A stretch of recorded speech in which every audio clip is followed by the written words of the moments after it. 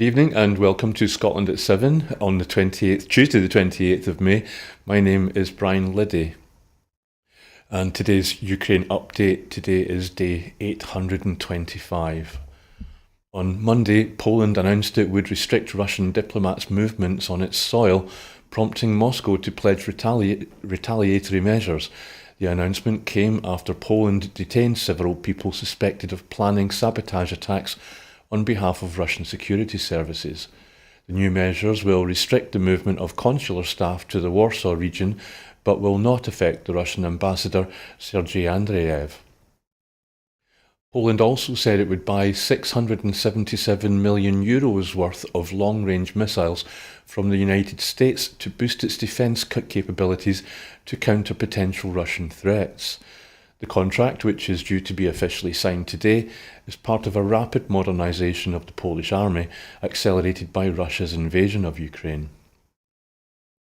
Spain will provide Ukraine with €1 billion in military aid this year after the Spanish Prime Minister, Pedro Sanchez, and Ukrainian President, Volodymyr Zelensky, met in Madrid to sign an enormously important decade-long defence and security deal. Zelensky is also visiting Belgium today to sign a security deal, according to the Belgian Prime Minister's office. The Ukrainian leader is flying to Brussels from Spain as part of his whistle-stop tour to several European countries in a bid to rally support for Kyiv. After Belgium, Zelensky will be heading to Portugal. The Russian-held city of Luhansk in eastern Ukraine came under attack twice within 3 hours early on Tuesday, officials said, the latest in a series of strikes near the city. Russia claimed it had Russia had claimed it had downed a drone outside Moscow on Monday, with restrictions imposed at 2 major airports in the capital for under an hour. On Monday, the Defence Ministry claimed Russian forces captured another 2 villages, Ivanivka in the Kharkiv region and Netyailov in the Donetsk region of Ukraine. 3 people were killed and 6 wounded in a Russian attack on Ukraine's southern Mykolaiv region on Monday, Ukrainian emergency services and a local official said, while 1 person was killed in a Russian attack on Kharkiv. Swiss lawmakers on Monday called on the government to take a harsher stance on the Russian spies operating in the country. After a vote in the lower house of Parliament last year, the upper house voted overwhelmingly on Monday for the systematic expulsion of spies deemed a threat to Switzerland's national security or its diplomatic standing. The vote targeted what is feared to be a growing number of Russian spies in Switzerland since Moscow's 2022 invasion of Ukraine. On Monday, EU foreign ministers urged Hungary to stop blocking measures to provide billions of euros in military aid to Ukraine as long-simmering tension with Budapest boiled over.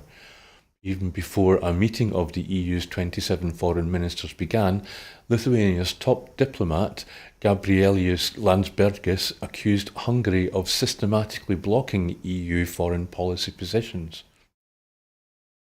Moldovan President Maia Sandu has signed a decree granting citizenship to several members of dissident Russian Belarusian rock band By2, which opposes Moscow's war in Ukraine.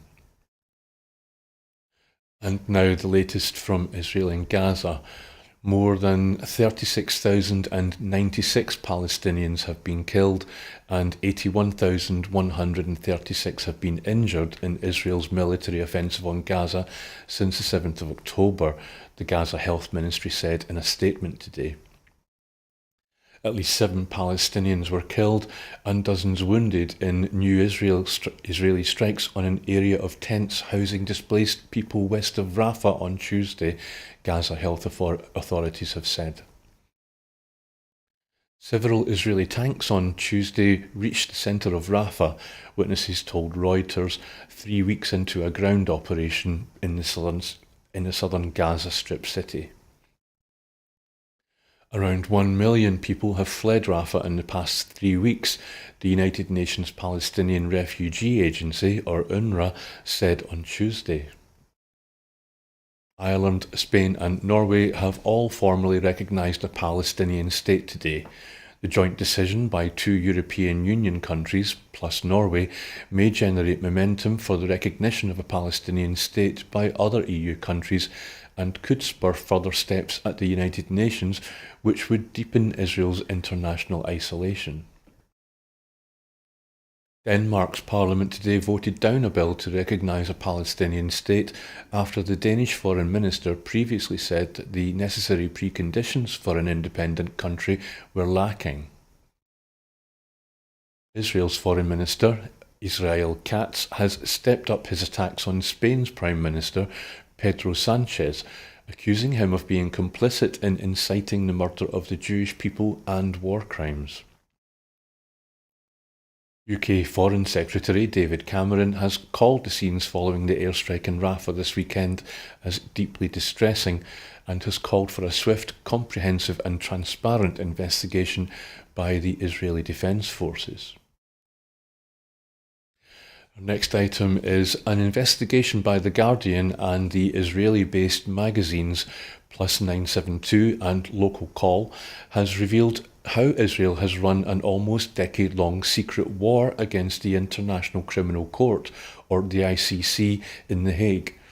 Israel deployed its intelligence agencies to surveil, hack, pressure, smear and allegedly threaten senior ICC staff in an effort to derail the court's inquiries.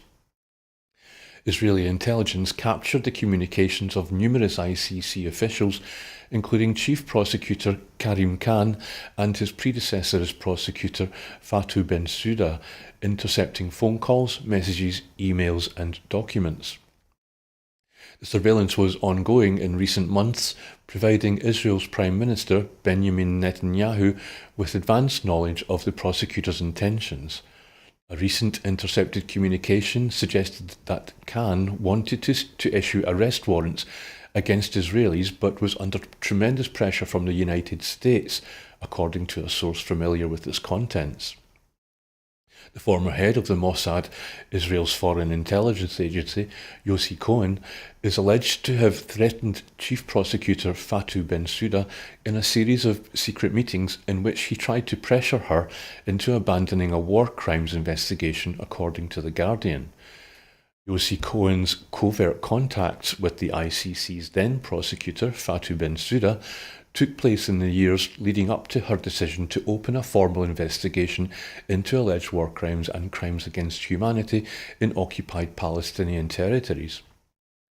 Bensouda, who as chief prosecutor opened the ICC's investigation in 2021, paving the way for last week's announcement, was also spied on and allegedly threatened.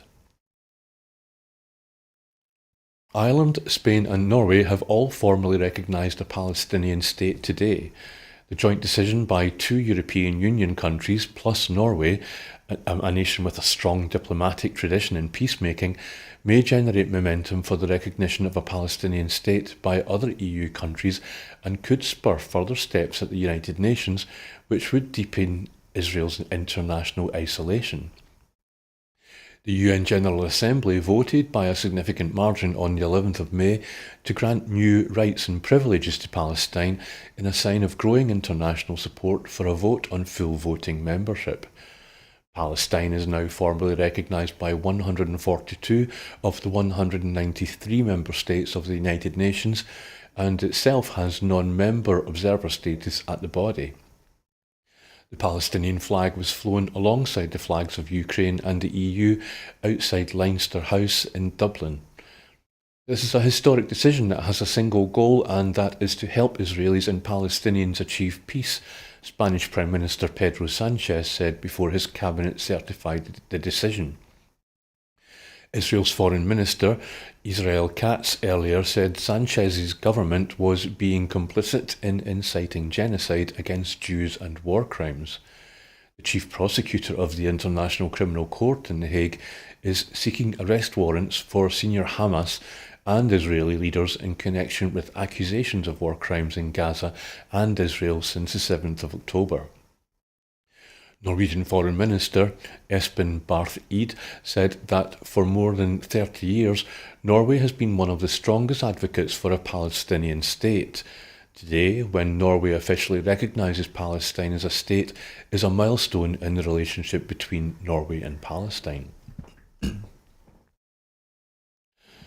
The Conservative Party are campaigning with leaflets that barely feature party branding or the Prime Minister Rishi Sunak. Election material seen so far suggests that candidates are using local images and non-blue neutral branding. Newsletters in green or pink, without images of Sunak on the cover, have focused heavily on the messages of security, tax cuts and guaranteeing the triple lock-on pensions, but with only minimal mention of Sunak and the Conservatives. The Sunak-free leaflets have prompted suggestions that the Tories are distancing themselves from Sunak at a local level. Sunak's personal ratings are unfavourable, with the party far behind Labour in the polls. Douglas Ross has said he wants to deliver a fatal blow, as he said the election was a chance to make Scotland free of the SNP. The Scottish Tory leader made the pitch during a speech in the First Minister's constituency in Perth, as he turned a slogan by former First Minister Humza Yousaf around and fired at the SNP and insisted that the Scottish people have changed. He also said, in this election, the opportunity is there to finally end the SNP's independence demands for good. During a visit to Rolls-Royce's educational training facility in Derby today, Shadow Chancellor Rachel Reeves gave a speech which said the Tories had lost control of the economy and that a Labour government would have the most pro-business treasury ever, should they win the general election. She announced that corporation tax would be capped at its current rate for the duration of Parliament. Her speech contained frequent references to stability and described Labour as the natural party of business, with the choice for voters being between the chaos and decline of the Tories or stability with Labour. There is no Labour manifesto as yet. And it's understood that Rishi Sunak and Keir Starmer have agreed to take part in a head-to-head debate on ITV next week. Angela Rayner, Labour's deputy leader, has welcomed the conclusion of the Greater Manchester Police investigation into allegations that she broke the law after she bought a council house, which she subsequently sold before becoming an MP.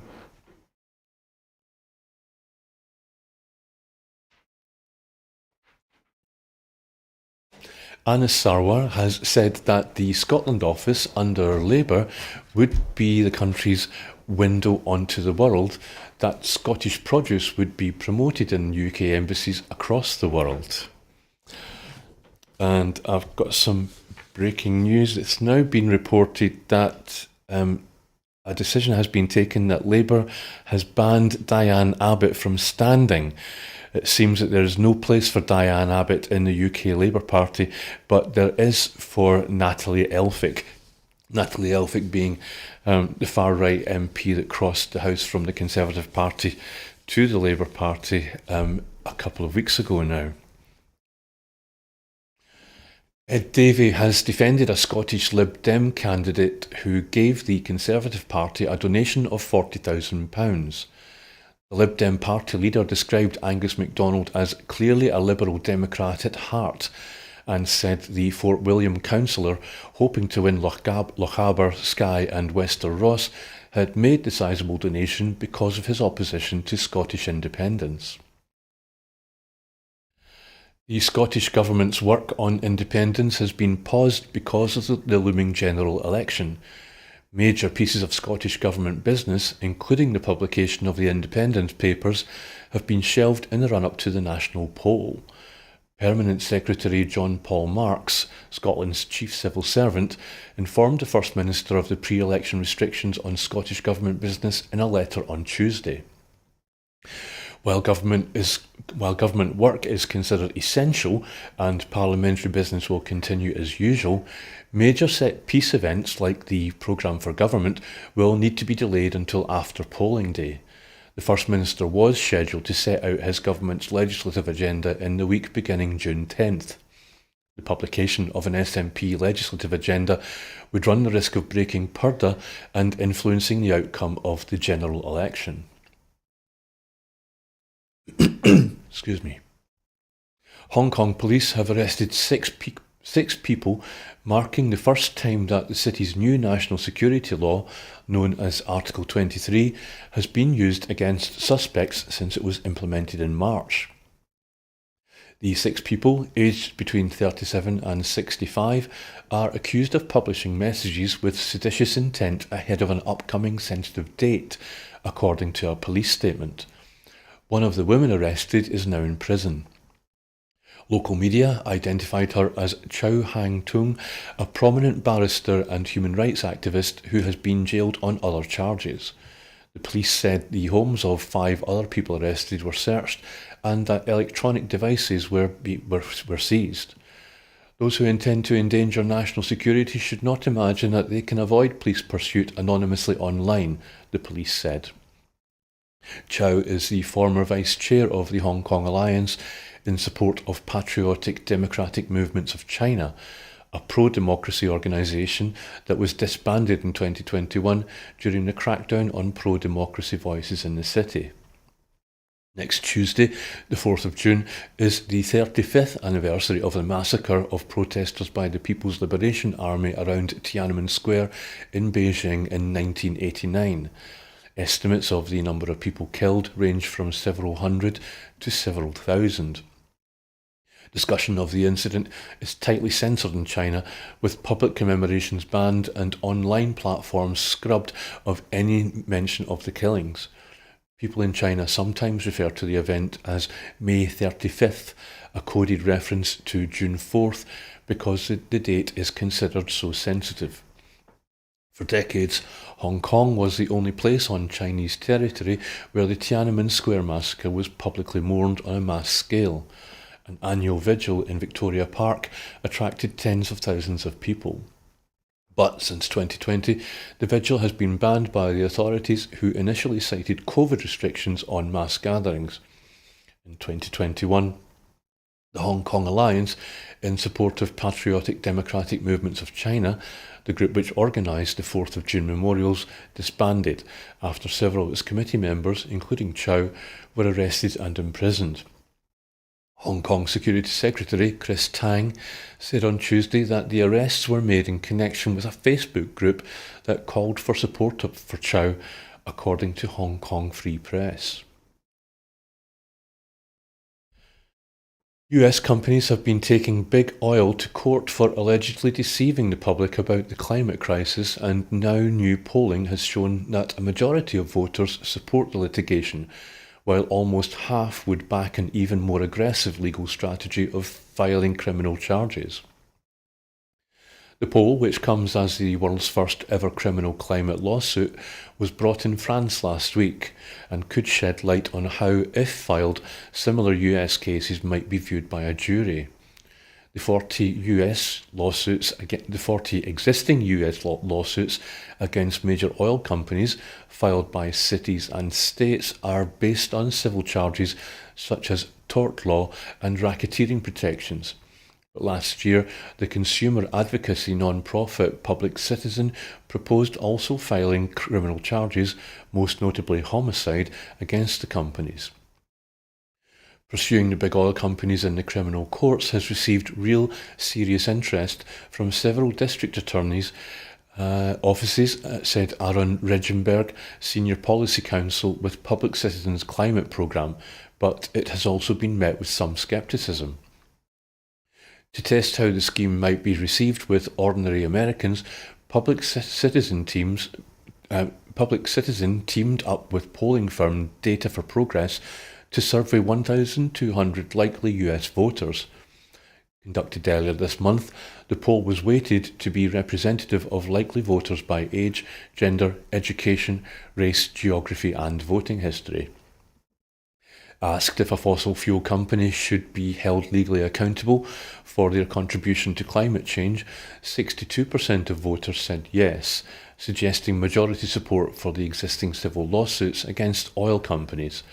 That included 84% of Democrats, 59% of independents, and 40% of Republicans. The result confirmed a majority opinion suggested by earlier national and state polls.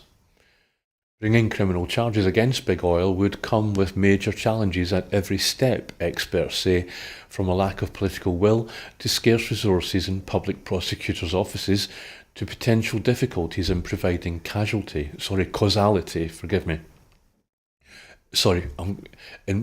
that should have read in public prosecutors' offices to potential difficulties in proving causality. Forgive me.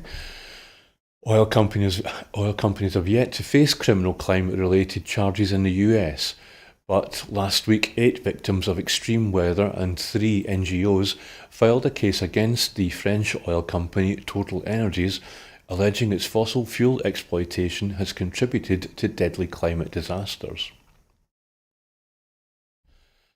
Software to reduce hospital waiting times and enhance operating theatre efficiency will be rolled out in NHS boards across Scotland over the next year. Developed by clinician-led tech company Infix, the National Theatre Scheduling tool improved operating room efficiency by up to 25% without the need for extra medical staff or additional theatres during successful pilots across 3 health boards. It also enabled the completion of additional operations for patients, which resulted in significant financial savings. The platform will now support all NHS boards to increase productivity, remove paper processes, and reduce the overall administrative burden in the creation and approval of theatre lists, which can delay patient treatment. In a speech in Edinburgh today, Health Secretary Neil Gray outlined the role of innovation and collaboration in the future of Scotland's health service. He said, "Better use of data and digital technology is critical to how we drive improvements in healthcare and is a key part of our plans to reform services."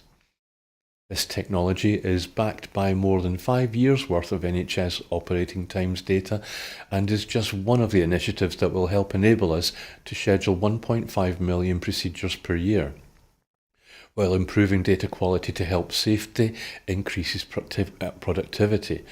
This will help maximise capacity, build greater resilience, and reduce waiting lists.